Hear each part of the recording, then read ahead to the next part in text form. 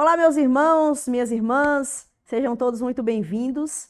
Hoje, num formato diferente, é uma alegria ter você aqui com a gente, porque nós estamos aqui, eu e o pastor, sentados num bate-papo, respondendo a algumas perguntas que surgiram num vídeo, numa pregação, na realidade, do pastor Rodrigo. E eu sei que é um assunto muito interessante, que é escatologia. O pastor vai trazer aqui respostas, né? Ficaram dúvidas. Então, irmãos, quando você assistir os vídeos, tanto dos cultos na pregação, quanto os programas Mulheres da Palavra, interagindo com a Bíblia, perguntas lá, respondendo ao ateu, né? Como é que é, pastor? Respondendo ao É, ateu. Conversando com o ateu. conversando com o ateu. Quando você assistir, pode fazer perguntas. Nós vamos ficar muito felizes com essa interação. E aí nós vamos vir aqui, né, para poder conversar e responder as perguntas. Inclusive, esse assunto de escatologia é um assunto vasto. O pastor, na realidade, vai responder porque eu conheço, mas tenho minhas limitações. Acho que cada um segue mais ou menos uma área na teologia. Eu gosto muito de cultura, a sociedade, esse formato com o aspecto teológico, né? Antropologia bíblica. Eu gosto muito dessa área, mas escatologia é um assunto assim que eu não domino, então o pastor estará aqui respondendo. E ele vai começar, né, pastor? Sim. E aí, para a gente se inteirar aqui, irmãos, pastor, monte para a gente uma cronologia dos eventos escatológicos, porque as pessoas se confundem muito, inclusive eu, com essa cronologia, com esse tempo. Então, o irmão aí vai nos ajudar. Quando a gente fala de escatologia, é um assunto que dá pano para manga. Inclusive, até porque nós temos várias escolas teológicas que trazem as suas interpretações, que traz ali a sua cronologia. Por exemplo, algumas escolas escatológicas acreditam que a igreja passará pela tribulação, os 7 anos de tribulação. Outras acreditam que a igreja ela será arrebatada na metade da tribulação. E existem pessoas também, ou escolas escatológicas, que acreditam que nós já, por exemplo, já vivemos no milênio. Então perceba que são várias escolas escatológicas. Ao meu ver, o que a Bíblia realmente mostra, eu quero montar aqui para vocês como que será a sequência dos eventos na sua cronologia, como tudo então acontecerá. A palavra de Deus faz muitas promessas para nós, e promessas futurísticas que ainda não se cumpriram. O primeiro evento escatológico que nós estamos aguardando hoje é o arrebatamento da igreja.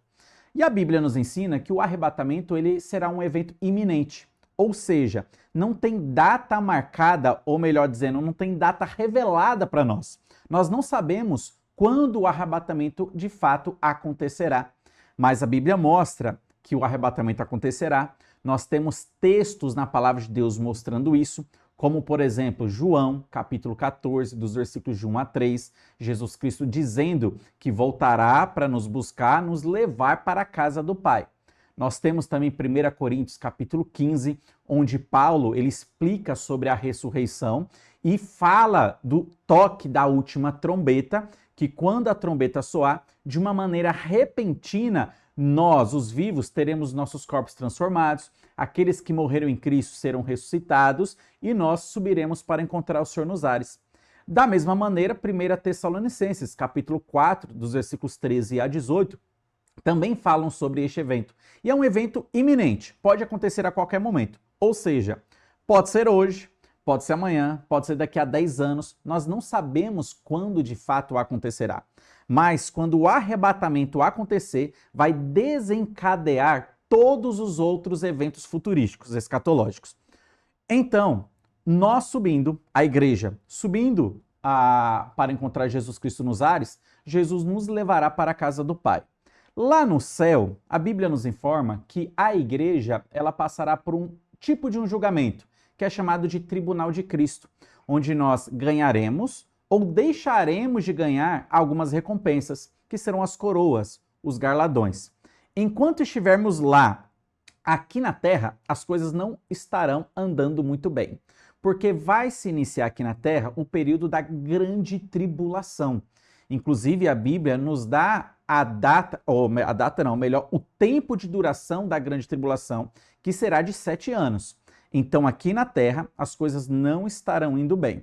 A tribulação, ela vai se iniciar somente com descrentes aqui na Terra. Depois, algumas pessoas irão se converter. Mas o primeiro dia da tribulação, só descrentes estarão aqui na Terra, porque todos os salvos foram retirados. Enquanto a igreja estiver lá em cima, o anticristo ele estará dominando aqui embaixo. Então a Bíblia fala e promete que surgirá o homem da iniquidade, o iníquo, a qual se levantará. Ele vai ter um certo domínio mundial, vai implantar a marca da besta, ele vai ter um ajudante chamado falso profeta. Muitas coisas ruins estarão acontecendo aqui. Se levantará uma perseguição ferrenha e feroz contra o povo judeu, contra a nação de Israel. Muita coisa ruim vai estar acontecendo, inclusive catástrofes naturais. A Bíblia fala de chuvas de pedras, fala de terremotos, fala de sinais no sol, sinais no céu, na lua, muita coisa acontecendo. Além disso, a Bíblia fala que inclusive aparições demoníacas serão visíveis no período tribulacional. 7 anos de tribulação. Ao findar os 7 anos de tribulação, Jesus Cristo, então, ele volta. E aí nós temos a segunda vinda de Jesus Cristo. É interessante notar que o arrebatamento não faz parte da segunda vinda de Jesus Cristo. O arrebatamento é um evento marcado somente para a igreja, a qual Jesus Cristo nos tirará daqui.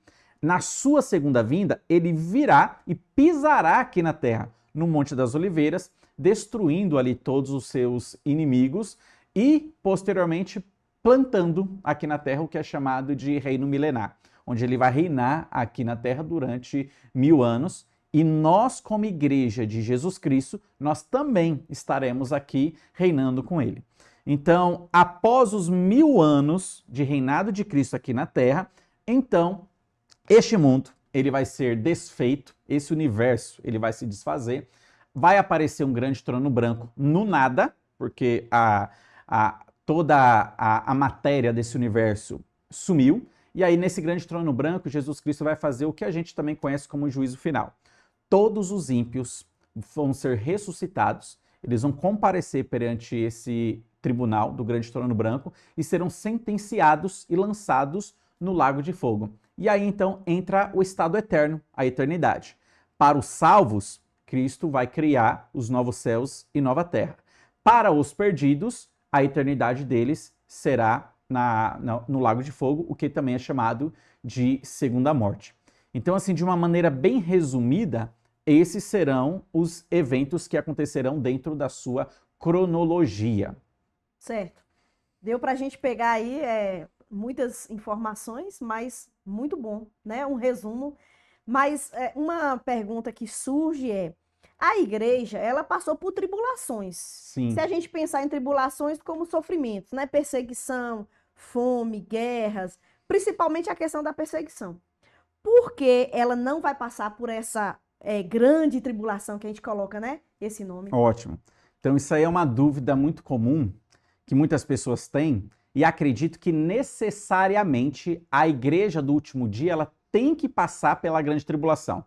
Daí o argumento normalmente que eles usam mas a igreja do primeiro século, em todas as eras, passaram por tribulações. Que igreja Nutella é essa que não vai passar por essa grande tribulação e vai ser livre dela e tal? Então, eles jogam isso como se fosse uma injustiça acontecendo. Por que os apóstolos foram perseguidos e por que a igreja do último dia não vai passar pela grande tribulação? E aí que está uma grande confusão. Não é porque na Bíblia aparece a palavra tribulação que a gente tem que associar como sendo sempre a mesma coisa. Nós não podemos confundir alhos com bugalhos. Meus irmãos, tribulações em nossas vidas, Cristo falou que nós iremos passar. Ele, inclusive, lá em João, ele fala, no mundo tereis aflições, no mundo passareis por tribulações. E nós passamos. Desde os primeiros crentes ali da igreja primitiva até hoje, a igreja tem passado por dificuldades. Só que nós não podemos associar essas tribulações, dificuldades, essas perseguições que são corriqueiras, ou vamos dizer assim, são da nossa era, nós não podemos associar ela com a grande tribulação. São duas coisas diferentes. Então perceba bem, a igreja passa sim por tribulações, mas para a grande tribulação, que é um evento marcante, um evento único, essa a igreja não passará. A igreja não foi destinada para passar por esse período. Isso não significa que a igreja de hoje não esteja passando tribulações. Ela está, cada um em uma medida. Por exemplo, os nossos irmãos que vivem hoje em países onde existe uma perseguição ferrenha contra o cristianismo, eles sofrem muito. Eles precisam cultuar em igrejas que sejam subterrâneas, eles precisam ler Bíblias que sejam escondidas e contrabandeadas, e muitos morrem por se declararem cristãos. Então depende da geografia, ele vai sofrer uma perseguição em um nível maior. Dependendo da geografia, ele pode sofrer uma outra perseguição. Por exemplo, talvez aqui na América, nós passamos uma perseguição, talvez seja no campo mais ideológico. Não chegou ainda ao tempo de sofrer uma perseguição no nível físico, mas você sofre uma perseguição no nível ideológico. Crentes que chegam na faculdade e chega lá e ele já se define como cristão, muitas vezes ele já é taxado de várias coisas. Ele sofre uma certa perseguição ali dentro, então. Então a gente percebe que, sim, existem tribulações no dia a dia, mas a última tribulação, que é a grande tribulação que a Bíblia diz, essa a igreja não passará. Eu quero ler aqui um texto de Mateus 24, que fala sobre esta grande tribulação. Mateus 24... E tem gente que vai falar também que a gente já está passando, né? Isso. Alguns vão falar que a gente já estaria passando, o que é um erro também. Uhum. Mateus 24, 21 diz assim, ó, porque nesse tempo haverá grande tribulação, como desde o princípio do mundo até agora tem havido e nem haverá jamais. Até agora não tem havido e nem haverá jamais. A Bíblia fala que esse período de tribulação, ela será sem precedentes. O período tribulacional, os 7 anos de tribulação, é um tipo de sofrimento sem comparativo nenhum. Quando Jesus falou que neste período será algo terrível que vai acontecer, interessante notar que ele sabia que na história da humanidade houve um dilúvio universal. Mas olha o que Jesus está falando, que a tribulação será pior do que o dilúvio. Jesus também sabia que a nação de Israel ficou 430 anos como escravos no Egito. Mas ele sabia disso, mas ele está falando que a tribulação será pior. O que a Bíblia vai começar a nos mostrar? Que a igreja de fato não passa pela grande tribulação. Inclusive a tribulação ela é chamada de angústia de Jacó. Isso está em Jeremias capítulo 30. Ou seja, não é para a igreja. A angústia de Jacó é um período onde Israel vai sofrer, quem ficou aqui na terra irá sofrer esse período, mas a igreja não passará por essa tribulação. Nós passamos por tribulações diárias, cada um no seu nível, mas a grande tribulação, a igreja não foi destinada para isso. E aí nós temos muitas profecias e versículos na Bíblia que nos provam isso, que a igreja não passará pela grande tribulação. Inclusive, o motivo da gente estar fazendo esse vídeo aqui, este estudo, é porque muitas pessoas comentaram no estudo que nós passamos, que depois você pode acompanhar aí na internet também. O link vai ser deixado aqui em cima para você acompanhar, que a igreja não passará pela tribulação. E ali a gente dá vários argumentos, vários textos bíblicos mostrando e provando isso. O fato é que a igreja não passa pela tribulação e a gente não pode confundir alhos com bugalhos. Tribulações diárias e comuns que nós estamos sujeitos a passar, com o período da grande tribulação. São duas coisas distintas, são duas coisas totalmente diferentes, tá bom? Passamos por tribulações, mas a grande tribulação, essa nós não fomos destinados a passar. Uhum. Então dá pra gente pensar que o que nos ajuda, além da quantidade enorme de textos, é lembrar da finalidade, né? Que você falou aí, angústia de Jacó. Angústia de Jacó, né? Tratar com o povo de Israel. É uma maneira de Deus tirar o povo que é dele, mas ele ainda tem promessas e coisas a fazer com o povo de Israel. Exatamente, né? Exatamente. Então o plano com a nação de Israel continua de pé. Hoje Israel é uma nação deixada de lado, porque eles deixaram Cristo de lado. Mas quando o período da dispensação da igreja concluir, terminar, e nós fomos arrebatados daqui, Deus volta então a tratar com a nação de Israel. Inclusive, logo a gente vai ver textos falando sobre isso, e ele vai voltar a tratar com a nação de Israel. No período tribulacional, eles se converterão, haverá uma salvação nacional, e aí que Jesus Cristo volta, então, para o seu povo, né, para a nação de Israel, livrando eles daquela grande batalha do Amargedon, né, que eles estarão ali prestes a ser consumidos pelo anticristo, e aí Jesus volta nos 45 minutos do segundo tempo, trazendo ali o livramento para eles. E aí uma pergunta que surgiu também foi de onde tirou que a tribulação será de 7 anos, né? Ótimo. Tão específico assim. Perfeito. Então, onde nós tiramos? Da Bíblia. É a Bíblia que de fato mostra, né? Então eu quero ler com vocês Daniel capítulo 9, porque é de lá que nós vemos esta informação. Daniel, ele está no Antigo Testamento, mas ele também é muito conhecido como se fosse o Apocalipse do Antigo Testamento, porque tem muita informação escatológica dentro do livro de Daniel. E aí então, Daniel capítulo 9, ele vai falar isso para nós, vai falar isso para a gente. O que acontece aqui neste capítulo? Daniel, ele começa a orar para Deus, aqui no capítulo 9. O texto nos mostra, o contexto nos mostra, que ele estava lendo o profeta Jeremias, e ao ler o profeta Jeremias, ele percebeu que Deus estava destinando a nação de Israel a viver 70 anos em cativeiro na Babilônia. E ele então se arrepende dos seus pecados. Ele, como um representante do povo, ora para Deus, confessando o pecado da nação e tudo mais. E aí, Deus então traz uma mensagem especial para Daniel, uma mensagem futurística, inclusive, né? E eu quero ler aqui o texto de Daniel capítulo 9, a partir do 24, onde o anjo Gabriel, ele chega para Daniel trazendo essa informação. E a informação é a seguinte, começando aqui no versículo 24. 70 semanas estão determinadas sobre o teu povo e sobre a tua santa cidade, para fazer cessar a transgressão, para dar fim aos pecados, para expiar a iniquidade, para trazer a justiça eterna, para selar a visão e a profecia e para ungir o santo dos santos. Então perceba aqui, é um texto complexo, mas a gente vai entender ele, tá bom? E depois eu lerei o restante também. Deus está falando que colocou um cronômetro, um relógio sobre o povo de Daniel. Quem é o povo de Daniel? Os judeus. Então note, as 70 semanas não é para a igreja. As 70 semanas é um cronômetro que Deus colocou para a nação de Israel, com um propósito. Qual o propósito? O que diz aqui, para selar, trazer a expiação da iniquidade, para trazer a justiça eterna, para selar a visão e a profecia, para ungir o santo dos santos. O propósito das 70 semanas é um cronômetro que Deus colocou sobre a nação de Israel para trazer a salvação, o arrependimento da nação de Israel, que eles se arrependem dos seus pecados, e a salvação é que eles aceitem de fato o Messias. Então o que Deus está mostrando? Que dentro de 70 semanas isso aconteceria. Agora o que é curioso notar?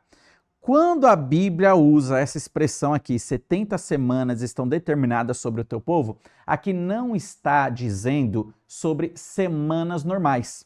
Porque se fossem semanas normais, a gente poderia dizer que seriam 490 dias. Ou seja, dentro de 490 dias, tudo isso deveria acontecer. A vinda do Messias, a conversão de Israel e tudo mais.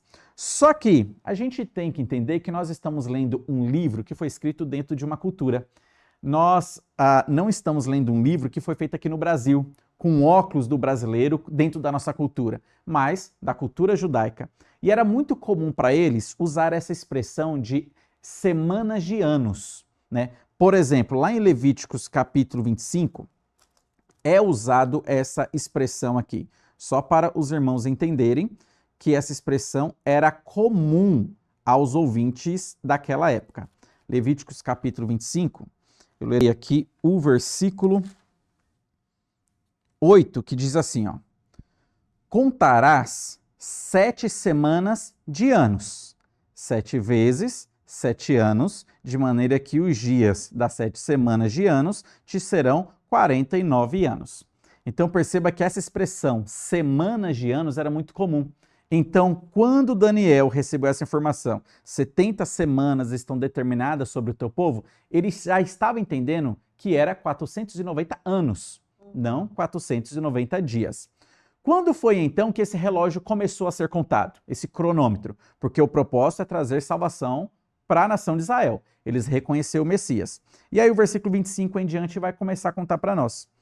Sabe e entende, desde a saída da ordem para restaurar e para edificar Jerusalém, até ao ungido, ao príncipe, 7 semanas e 62 semanas. As praças e as circunvalações se reedificarão, mas em tempos angustiosos. Então perceba, o que o texto está falando, desde a reconstrução da cidade até o Messias, se passariam 69 semanas, ou seja, 483 anos. Quando foi que começou a contagem? Quando Israel começou a sua reconstrução da cidade. Depois que eles saíram do cativeiro, voltaram ali com Esdras e Neemias para a cidade, e ali eles construíram o templo e foram reconstruir os muros de Jerusalém. Ali em Neemias capítulo 2, a gente vê o rei dando essa ordem para Neemias voltar e fazer a reconstrução dos muros. Ali que começou esse cronômetro sobre a nação de Israel. Então o relógio de Deus sobre a nação de Israel começou a sua contagem ali. Até Jesus Cristo, a morte de Jesus, passou-se exatamente 483 anos. Isso é contado. Então perceba porque não são dias normais. Não daria, né? Realmente é questão de anos mesmo. 483 anos. E aí o que acontece logo depois? Ficou faltando 7 anos. Uma semana, né? Pausou? Pausou. Olha o que acontece. Depois das 62 semanas, será morto o ungido e não estará. Ungido aqui está falando de Cristo, quando a sua morte aconteceria. E perceba agora, e o povo de um príncipe que há de vir destruirá a cidade e o santuário, e o seu fim será num dilúvio, e até o fim haverá guerra, desolações são determinadas. Aqui está falando de um povo, de um príncipe. O foco não está no príncipe ainda, está no povo desse príncipe, que ele viria e destruiria a cidade que seria Jerusalém. E de fato isso aconteceu no ano 70 depois de Cristo, quando o general Tito entrou, invadiu Jerusalém e houve aquela dispersão, aquela matança, a destruição do templo. E até então esse versículo está sendo cumprido. Sempre está tendo guerras em Israel. Até o fim, as desolações são determinadas e até o fim haverá guerras, como o versículo está dizendo. Meus irmãos, aqui, na morte de Cristo, esse relógio foi pausado. Deus ele deu um pause ali no cronômetro, exatamente em 483 anos, faltando só uma semana de anos, ou 7 anos, para completar a contagem. Mas por que foi pausado? Porque a nação de Israel rejeitou a Jesus. E por causa dessa rejeição, Deus deu um pause ali e começou uma nova era, uma nova dispensação, que é a qual nós estamos vivendo hoje. Esse hiato, que é a era da igreja. Então, ela não tem revelado para nós, na Bíblia, uma data para terminar esta era. Vai terminar quando o arrebatamento de fato acontecer. O arrebatamento da igreja acontecendo, Deus voltará a apertar ali o botão de novo e os 7 anos faltantes, eles vão começar a sua cronometragem. E é onde o versículo 27 vai falar exatamente da semana que ficou faltando, que seriam 7 anos, para completar as 70 semanas de Daniel. O versículo 27 diz, ele, quem é ele aqui agora? O príncipe daquele povo que estava sendo dito no versículo anterior que nós lemos aqui no 26. Agora o foco não está mais no povo, agora está no príncipe desse povo. Ele, que é o anticristo, ele fará firme aliança com muitos por uma semana, ou seja, 7 anos. Na metade da semana, fará cessar o sacrifício e a oferta de manjares.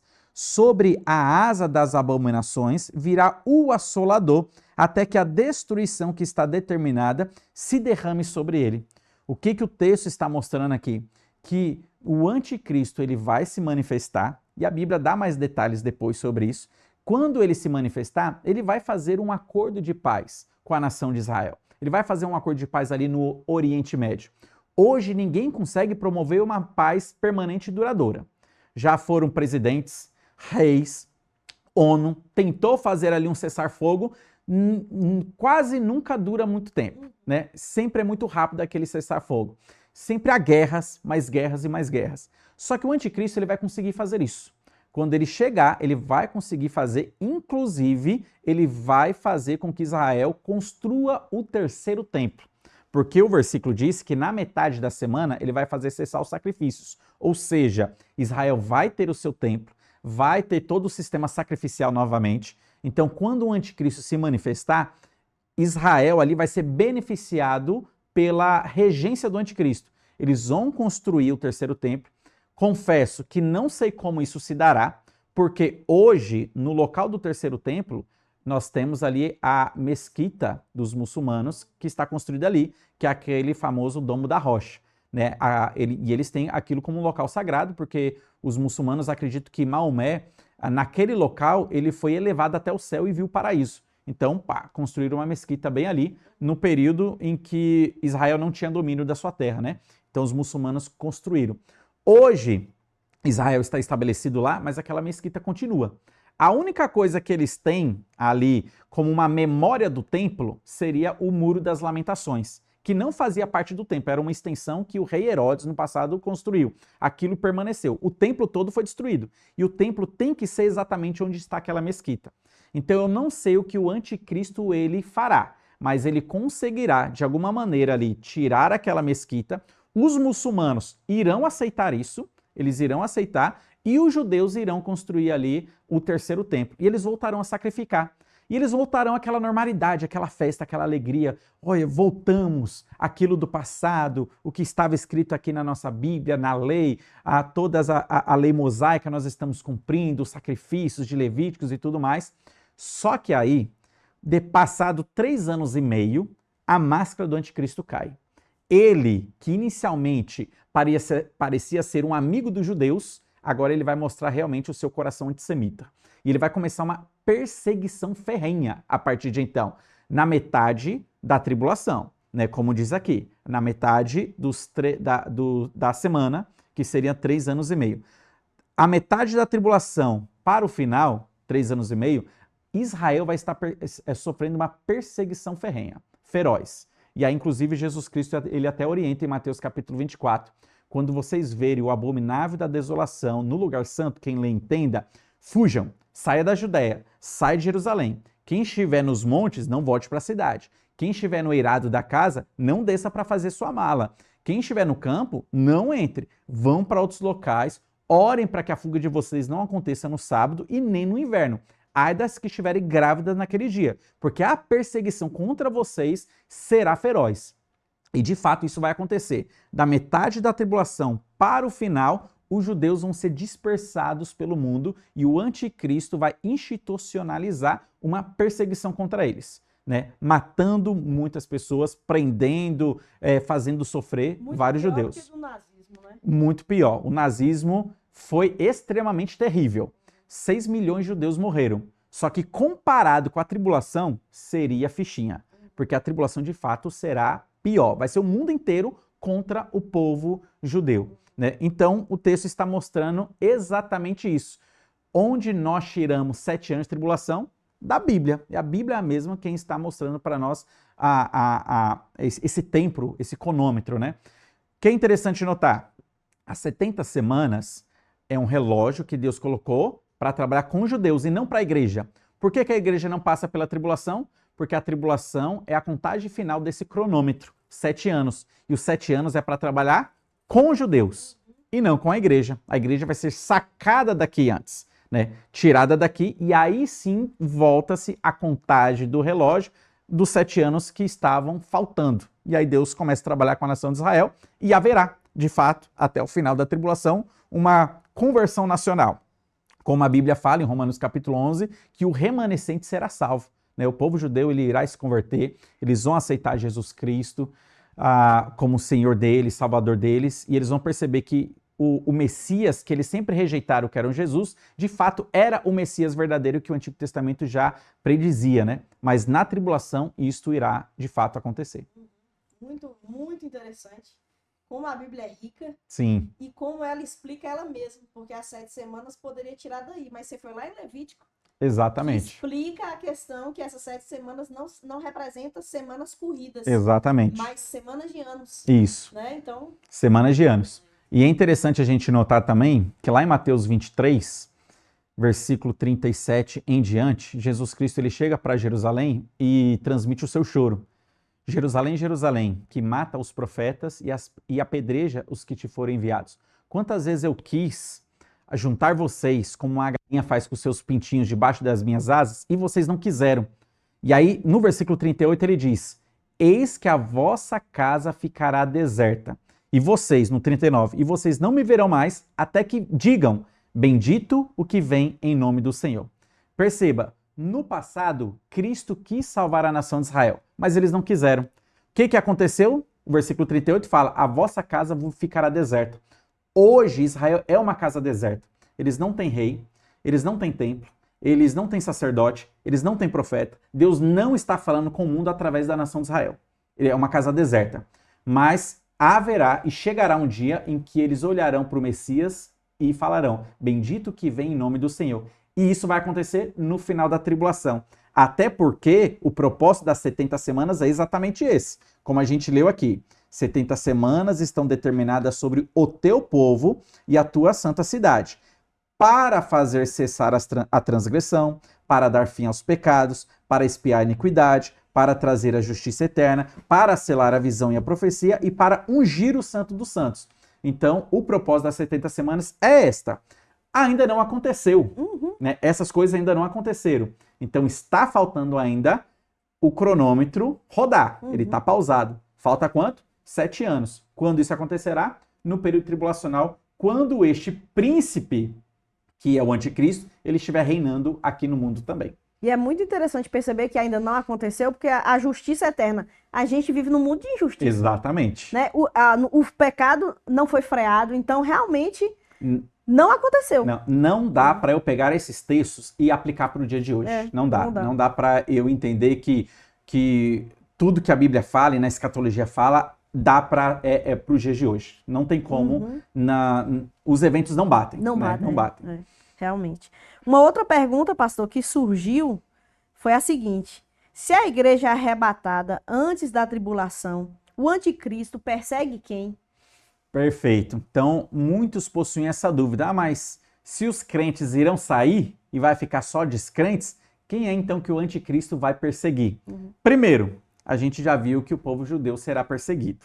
Né? E outro, os que se converterem na tribulação também serão perseguidos. Por quê? Haverá salvação na tribulação. Haverá pregadores na tribulação. A Bíblia, por exemplo, lá em Apocalipse capítulo 11, fala que surgirá 2 testemunhas, que a gente não sabe quem é, a gente cogita algumas propostas e candidatos, mas essas 2 testemunhas estarão pregando durante 1260 dias, que transformando em meses dariam 42 meses, transformando em anos daria 3 anos e meio. Ou seja, as 2 testemunhas estarão pregando no início da tribulação. Os 3 anos e meio iniciais, eles estariam pregando lá em Israel, lá em Jerusalém. E aí o que vai acontecer? Alguns judeus eles irão se converter. Dentre esse número de judeus que irão se converter, tem um número que a Bíblia fala que é de 144 mil judeus que se converterão. Isso está lá em Apocalipse capítulo 7. Esses judeus que se converterão, eles sairão pelo mundo inteiro pregando também a mensagem do evangelho do reino, onde muitos gentios também irão se converter. Então, a quem que o anticristo irá perseguir? Perseguir os judeus e perseguir todos aqueles que na tribulação se converterem a Jesus Cristo, né? Interessante notar que lá em Mateus, deixa eu ler aqui também, Mateus capítulo 24, e você vai perceber que isso não é aplicável para a igreja. Mateus capítulo 24, Jesus Cristo ele traz um sermão escatológico. Dos versículos 3 até o versículo 14, Jesus Cristo ele começa a falar da primeira metade da tribulação, os 3 anos e meio iniciais. Do versículo 15 até o versículo 28, ele vai começar a falar agora da segunda metade da tribulação, que é quando o anticristo vai fazer cessar o sacrifício dos judeus e vai começar uma perseguição ferrenha. E olha só o que Jesus diz aqui, ó. Quando, pois, virdes o abominável da desolação, de que falou o profeta Daniel no lugar santo, quem lhe entenda, e a gente já leu, então os que estiverem na Judéia, fujam para os montes. Quem estiver sobre o eirado, não desça a tirar de casa alguma coisa. Quem estiver no campo, não volte atrás para buscar a sua capa. ai das que estiverem grávidas e das que amamentarem naqueles dias. Orai para que a vossa fuga não se dê no inverno, nem no sábado, porque neste tempo haverá grande tribulação, como desde o princípio do mundo até agora não tem havido e nem jamais haverá. Gente, Cristo não está falando isso para a igreja. Eu moro no Brasil, um país tropical, abençoado por Deus, bonito de natureza. E o que isso tem a ver comigo? Eu não sofro com inverno, nem adventista eu sou para guardar o sábado. E aqui ele está falando, olha, quem estiver na Judéia, fuja, né? Quem estiver no campo, não volte para casa, porque a perseguição ela vai se iniciar ali que vai ter o início da perseguição contra os judeus, que será em Jerusalém. Eles vão estar toda naquela festa, cumprindo a festa da Páscoa, dos tabernáculos, Yom Kippur, ali em volta do templo, os judeus vão estar naquela alegria tremenda, até que o anticristo chegará de uma maneira ali ferrenha, interromperá todos os sacrifícios, interromperá o culto que estará sendo feito ali no templo, e então ele começa uma perseguição contra os judeus. E aí, pernas para que te quero? Eles precisam correr, né? Os judeus vão começar a fugir a partir de então.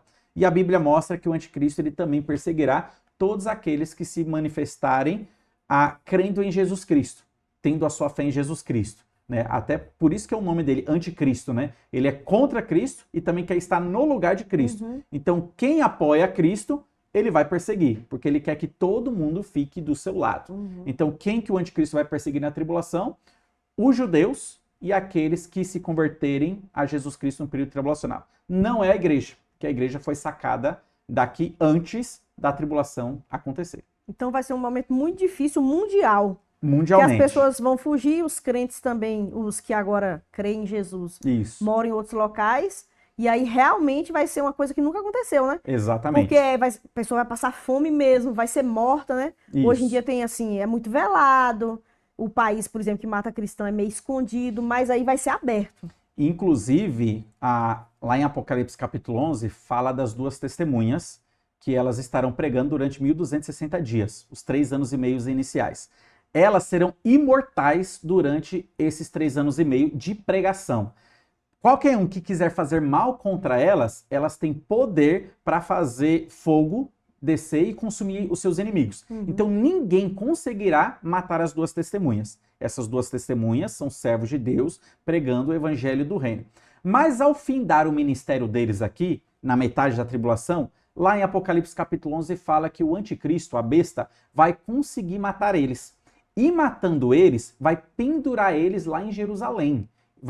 Os corpos deles ficarão expostos como um sinal de lição mundial. Olha, quem começar a pregar sobre Cristo, quem estiver contra mim, estiver do lado de Cristo, olha o que vai acontecer. É uma lição mundial. E a Bíblia fala que os corpos deles estarão expostos na praça pública durante 3 dias, 3 dias e meio ali.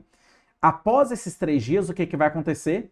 De uma maneira pública também, Cristo vai ressuscitar aqueles corpos. Eles serão ressuscitados, voltarão à vida e eles subirão para o céu. Quando eles foram mortos, a Bíblia fala que o mundo inteiro se alegrou pela morte deles. E um começou a dar presente para os outros. É o Natal das trevas que vai acontecer ali. O pessoal vai se presentear porque as duas testemunhas morreram, mas vai vir um pavor tremendo quando elas forem ressuscitadas, depois de 3 dias, porque todo mundo verá.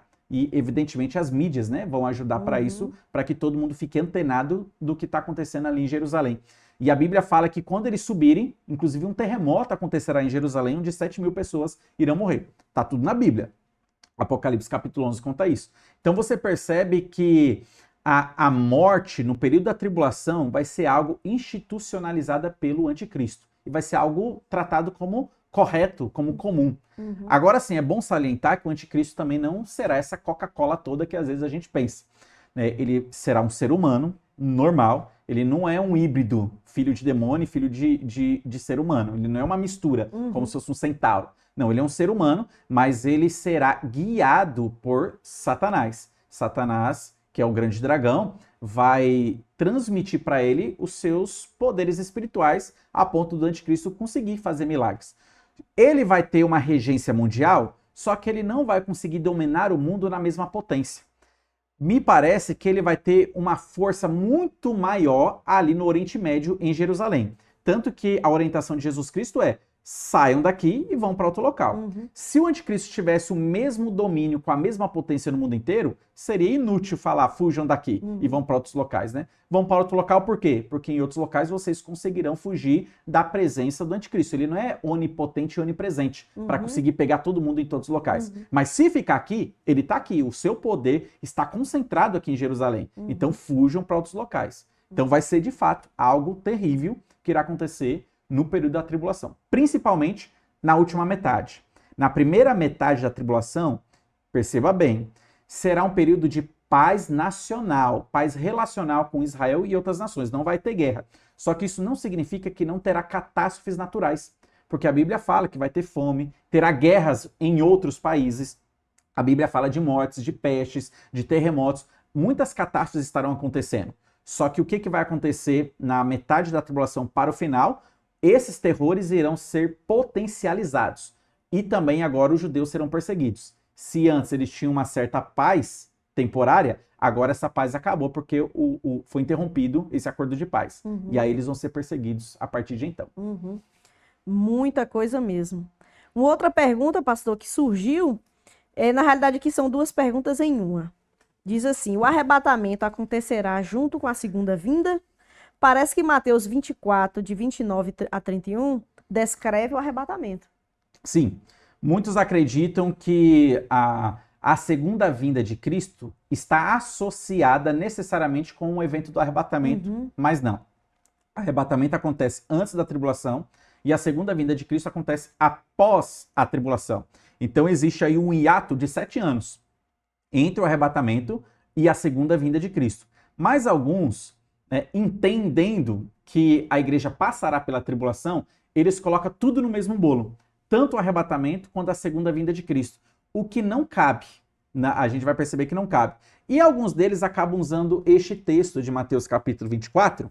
Qual o versículo? Versículo 29, né? Até 31. O versículo 29 diz assim: logo em seguida, a tribulação daqueles dias, ou seja, após os 7 anos de tribulação, o sol se escurecerá, a lua não dará sua claridade, as estrelas cairão do firmamento e os poderes do céu serão abalados. Então aparecerá no céu o sinal do Filho do Homem. Todos os povos da terra se lamentarão e verão o Filho do Homem vindo sobre as nuvens do céu com poder e muita glória. E aí o versículo 31. E ele enviará os seus anjos com grande clangor de trombeta, os quais reunirão seus escolhidos dos 4 ventos de uma a outra extremidade do céu. E aí então eles vão pegar normalmente ou principalmente esse texto e dizer que aqui está acontecendo o arrebatamento da igreja. Então isso diria que a igreja passaria então pela tribulação. Só que nós não podemos confundir os eventos e misturar as coisas. Só porque o versículo 31 fala aqui de clangor de trombeta e no arrebatamento também haverá um clangor de trombeta, que eu devo já automaticamente unir as coisas. Não é porque aqui esse texto está dizendo que vai ter uma reunião dos seus escolhidos, onde os anjos pegaram os escolhidos, que eu devo associar isso com o arrebatamento da igreja. Não. São duas coisas totalmente diferentes. Aqui está falando uma coisa, o arrebatamento é outra. O que é curioso notar? Neste texto aqui você não tem ressurreição. Não está mostrando pessoas ressuscitando. O arrebatamento vai ter. Os mortos em Cristo serão ressuscitados. Você não tem aqui informando nesse texto a transformação dos corpos daqueles que vão ser arrebatados. No arrebatamento você tem isso. As pessoas terão seus corpos transformados, glorificados, para subir para encontrar o Senhor nos ares. No evento do arrebatamento, João, capítulo 14, Jesus Cristo fala: na casa de meu pai há muitas moradas, eu vou preparar lugar. Quando eu for preparar lugar, eu voltarei para buscar vocês e levarei vocês para a casa de meu pai. Se o arrebatamento acontecesse aqui, a gente não iria para o céu. O que iria acontecer? E é na visão de quem é pós-tribulacionista acredita nisso. Que a igreja passa pela tribulação, Jesus volta na sua segunda vinda até as nuvens, nós somos arrebatados até as nuvens e a gente já desce, porque Jesus vai descer para implantar aqui o seu reino milenar. Então a gente não vai para o céu, dentro dessa visão. É um problema que acaba acontecendo. Então a gente não pode misturar as duas coisas. Na segunda vinda de Cristo, de fato, haverá uma seleção das pessoas.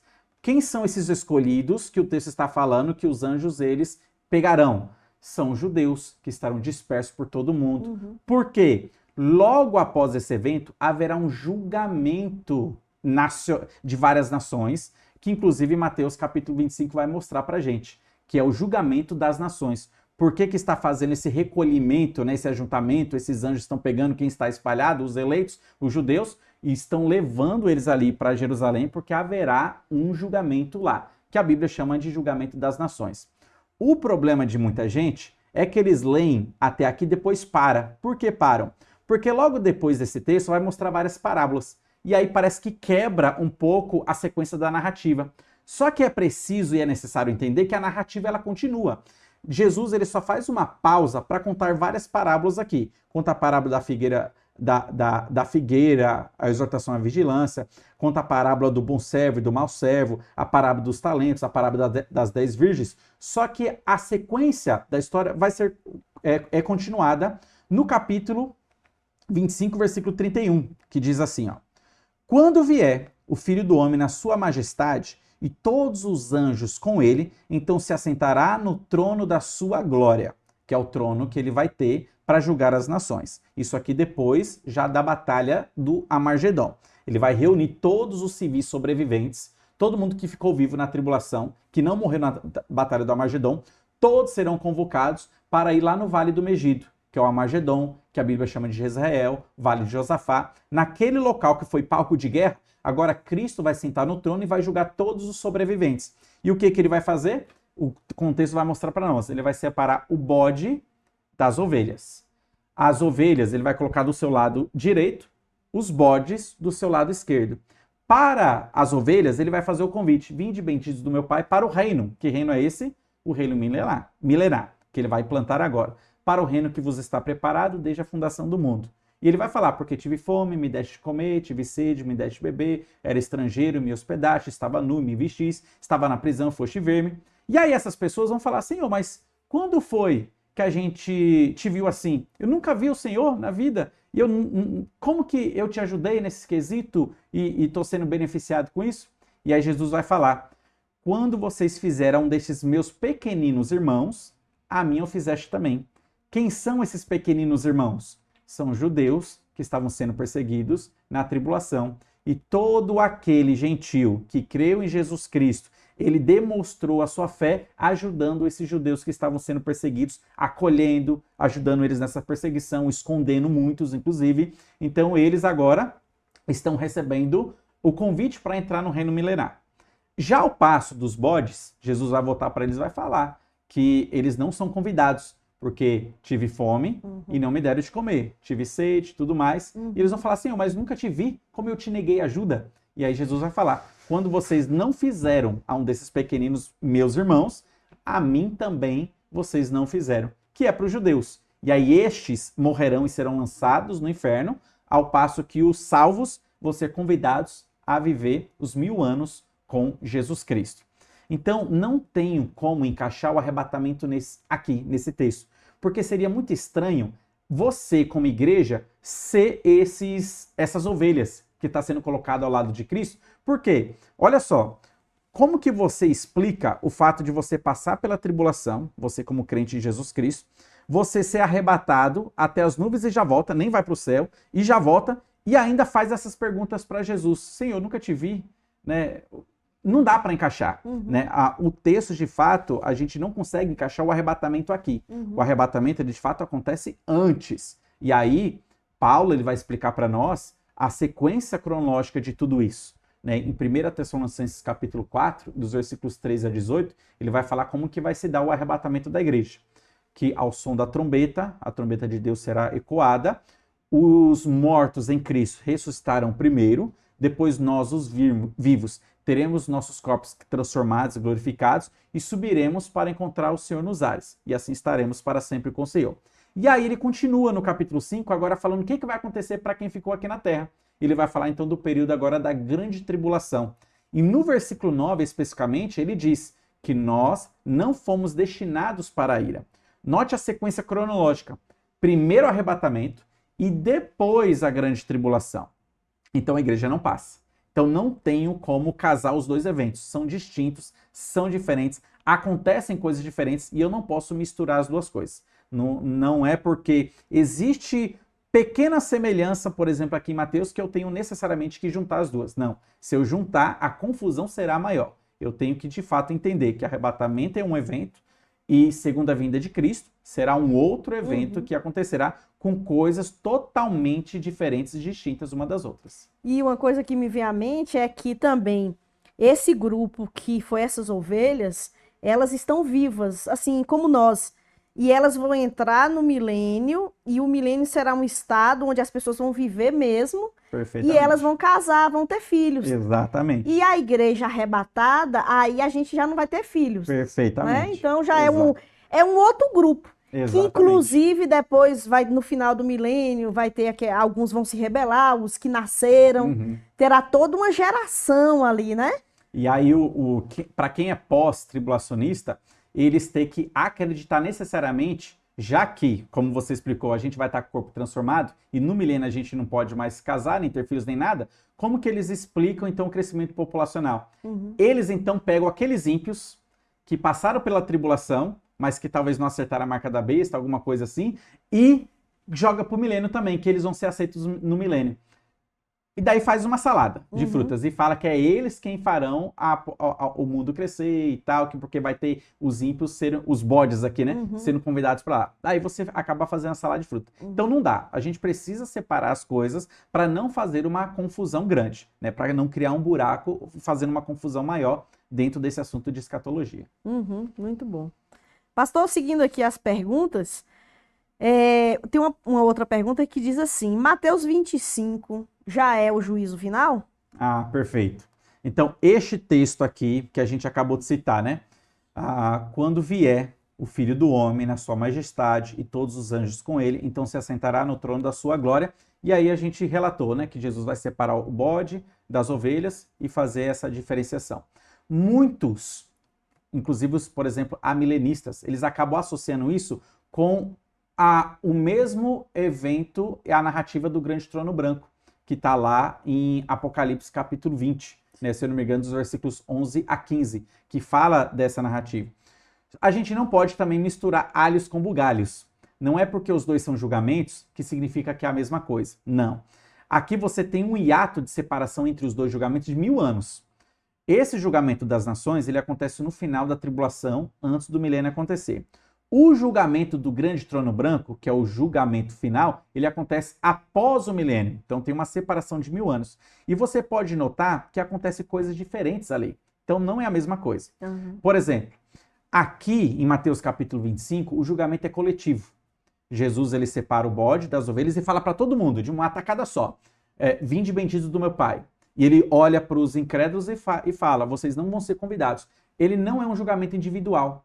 Ao passo que, em Apocalipse, capítulo 20, a partir do versículo 11, o grande trono branco, o julgamento é individual. Lá o texto fala que um por um será chamado. Então, vai ser individual. Ele vai chegar e chama Caim, sua vez, a vida de Caim analisada e sentenciado ao lago de fogo. Robertinho, sua vez, e vai ser um por um, é individual. Mateus 25 é coletivo. Então, você já percebe uma diferença ali. Outra diferença. O nome do trono a qual Cristo irá sentar. Aqui em Mateus capítulo 25, o nome do trono é trono da sua glória. Lá em Apocalipse, o nome do trono é o grande trono branco. Então, já o trono é diferente. Outra coisa diferente. Em Mateus capítulo 25, você tem salvos sendo julgados, que são as ovelhas, e convidadas para o reino, que seria o reino milenar. Lá em Apocalipse capítulo 20, no julgamento final, você não tem salvos. É só perdidos serão julgados ali. Todos os perdidos de todas as eras serão ressuscitados para serem julgados e sentenciados ali. Ali você não tem um julgamento de salvos acontecendo ali. É somente de perdidos que estará acontecendo. Então, muitas diferenças você tem. Outra diferença. Lá em Apocalipse capítulo 20, você tem a citação de livros sendo abertos. Que livros são esses? Que conta a história da vida da pessoa. Então, Jesus vai e chama Caim.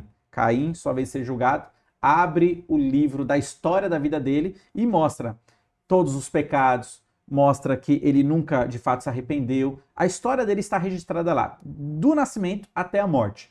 E aí depois que fecha esse livro da vida de Caim, abre-se o outro livro, que é o livro da vida, a qual está o registro dos nomes dos salvos. E Deus, ou Jesus, ele vai chegar e mostrar para Caim, por exemplo, ó Caim, o seu nome não está aqui. Isso significa que você nunca se arrependeu dos seus pecados e você nunca creu na mensagem de Deus de fato. Por isso que o seu nome não está aqui. Eu estou apenas comprovando que você merece morar no lago de fogo.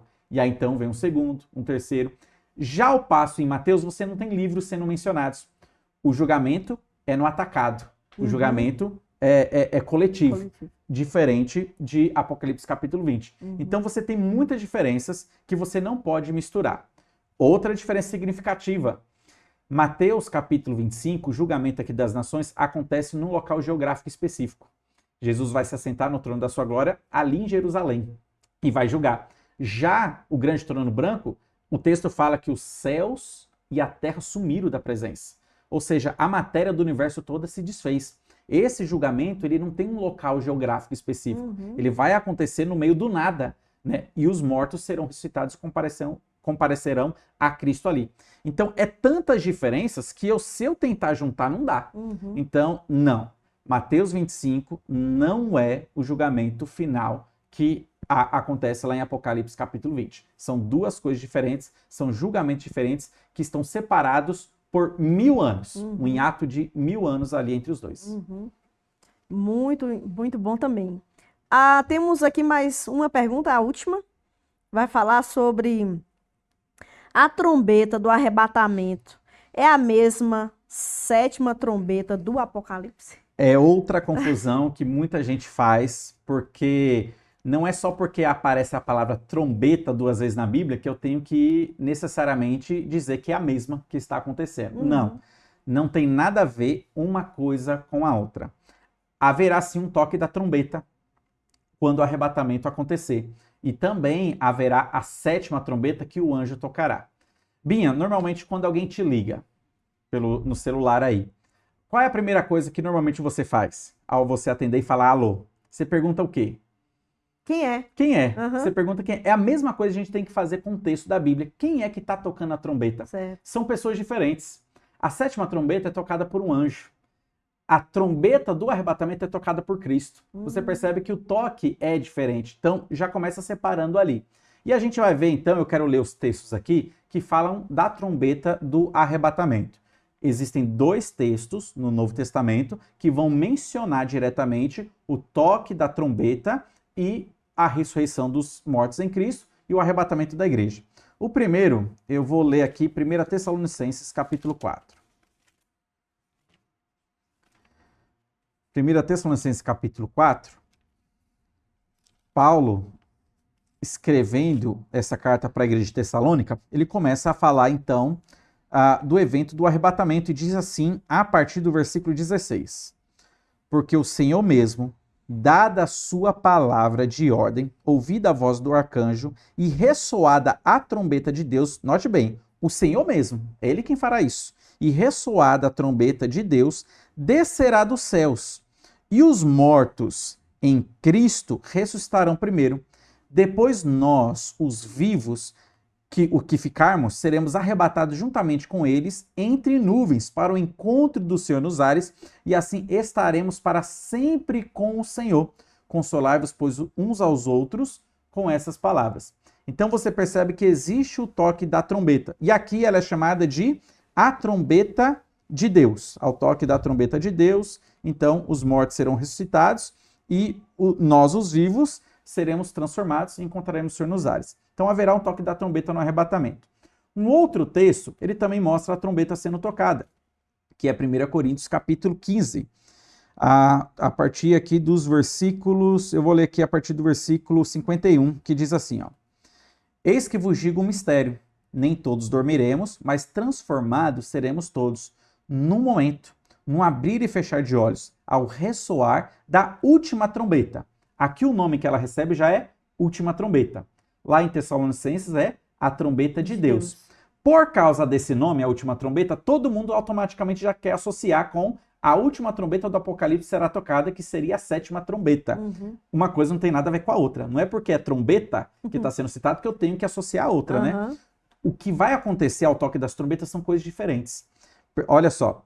No momento no abrir e fechar de olhos, ao ressoar da última trombeta, a trombeta soará, os mortos ressuscitarão incorruptíveis e nós seremos transformados. Porque é necessário que este corpo corruptível se revista da incorruptibilidade, e o que é mortal se revista da imortalidade. E quando este corpo corruptível se revestir da incorruptibilidade, e o que é mortal se revestir da imortalidade, então se cumprirá a palavra que está escrita: tragada foi a morte pela vitória. Perfeito. Então, ao toque dessa trombeta, haverá ressurreições e haverá transformações e haverá arrebatamento. Quando você lê a 7ª trombeta, que um anjo tocar, que não vai ser Cristo, lá no Apocalipse, você percebe que nada disso aqui acontece. É outra coisa totalmente diferente.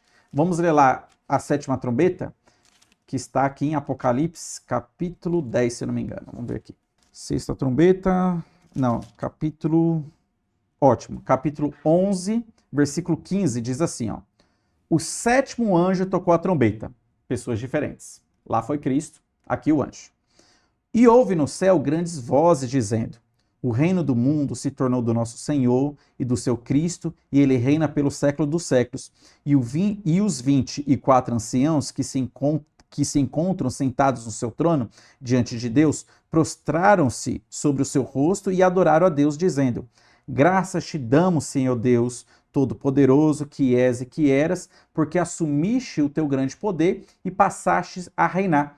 Na verdade, as nações se enfureceram. Chegou, porém, a tua ira, e o tempo determinado para serem julgados os mortos, para se dar o galardão aos teus servos, os profetas, aos santos, os que temem o teu nome, tanto os pequenos como aos grandes, e para destruíres os que destroem a terra. Abriu-se então o santuário de Deus, achada no céu, e foi vista a arca da aliança no seu santuário, e sobrevieram relâmpagos, vozes, trovões, terremotos e grande saraivada.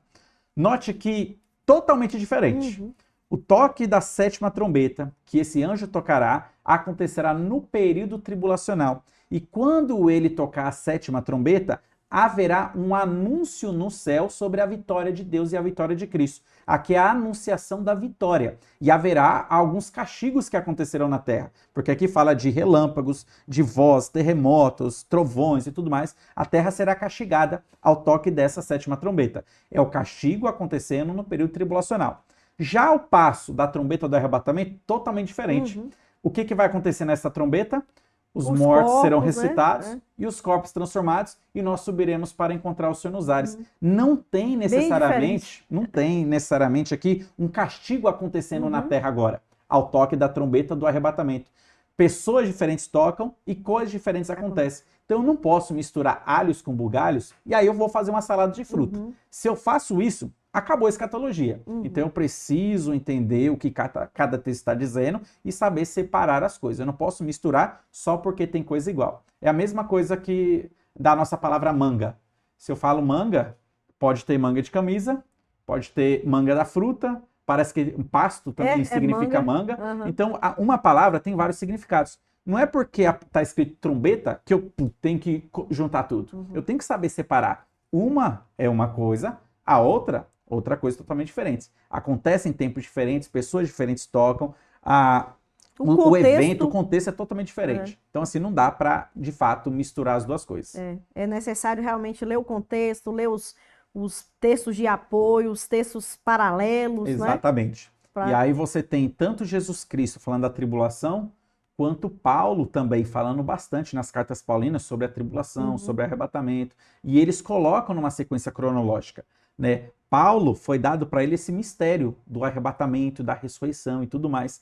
E ele explica bem certinho. Primeiro o arrebatamento e depois o dia do Senhor, que seria a grande tribulação. Então ele coloca na ordem cronológica. A gente não pode bagunçar as coisas. Né? Então, quando bagunça, a bagunça se instala. E aí fica confuso o pensamento. Exatamente. Pastor, foi muito bom o nosso tempo. Amém. Não sei se você quer deixar mais alguma colocação aí, que o pastor leu aí também que o pessoal falou, né? As perguntas, a interação do público. Mas aí podemos Eu Certo. quero deixar um convite Pronto. para o pessoal, porque nós temos no nosso canal aí no YouTube uma série sobre escatologia, onde eu creio que a gente tem em torno de 50 vídeos de uma maneira bem cronológica, pausada, falando sobre esse tema bem exaustivamente. Então eu queria convidar você a assistir toda essa série, acompanhar, porque ali de uma maneira bem explicada a gente fala sobre esse assunto da escatologia, falando desde o início até o final. E eu creio que vai ser bastante abençoador para você. Uhum. Também, gente, na nossa igreja tem o curso de iniciação teológica Equipando Santos. Se você quiser estudar com a gente mais de perto, fazer perguntas mais de perto, você é convidado. É só procurar a secretaria da igreja que vai passar as informações para você. Perfeito. Não é isso? Exatamente. Pois é. Gente, obrigada por vocês nos acompanharem. Pode continuar aí fazendo as suas colocações. Essa interação é muito edificante. E eu agradeço você. Mande esse vídeo também para outras pessoas que têm essas dúvidas, inclusive essa playlist também.